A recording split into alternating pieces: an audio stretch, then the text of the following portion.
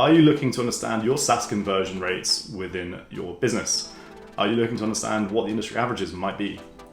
It can be challenging and time-consuming to optimize your conversion rates to scale your business. That's why I want to share my guide to SaaS conversion rates with some tips on how you could improve them. Hi, I'm Perry from MADX Digital. I work with SaaS startups to help them grow with search engine optimization.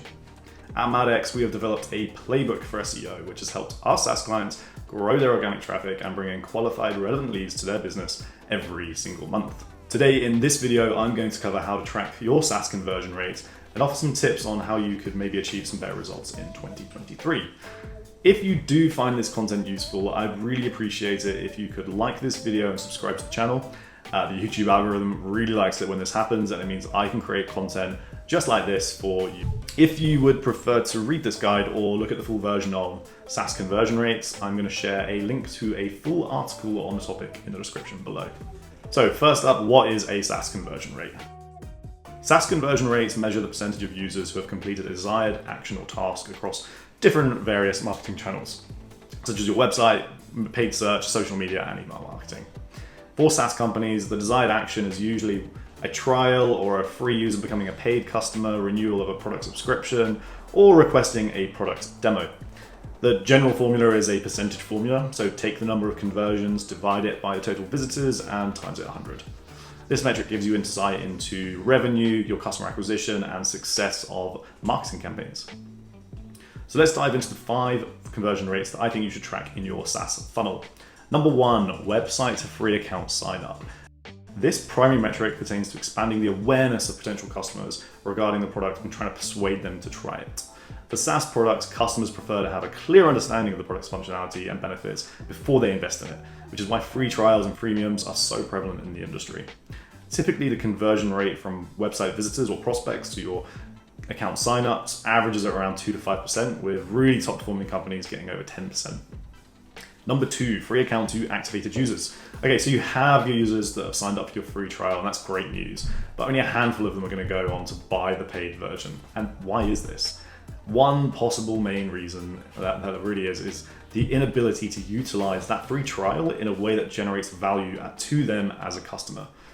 The metric of free account to activated user aims to gauge the number of users who have undertaken significant events and actions within your product that have shown they've derived benefit from it. If this figure is low, users are bound to discontinue their usage instead of advancing to the subsequent phase of your sales pipeline. This activation threshold varies across diverse SaaS offerings, as each product is really different. I suggest that you first need to identify what your activation events are, or those aha moments, benchmark them, and then roll out campaigns to improve those metrics. Number 3, free account to paid conversion. The conversion rate from a free account to a paid subscription is the holy grail, also referred to as trial conversion rates. This is when a user transitions from free to paid in your SaaS product. The conversion rates, again, vary depending on the type and duration of your free trial offer, although typically around 20%. If you have a lower rate, don't necessarily imply that you have issues with your business, as again, there's just so many different factors to consider here. Rather, I'd advise to compare your current metrics to prior ones, and then just focus on enhancing them and making them better. Activated user to paid conversion. This metric reveals the number of users who are incentivized to upgrade to the paid version of your product due to the value they are receiving from it.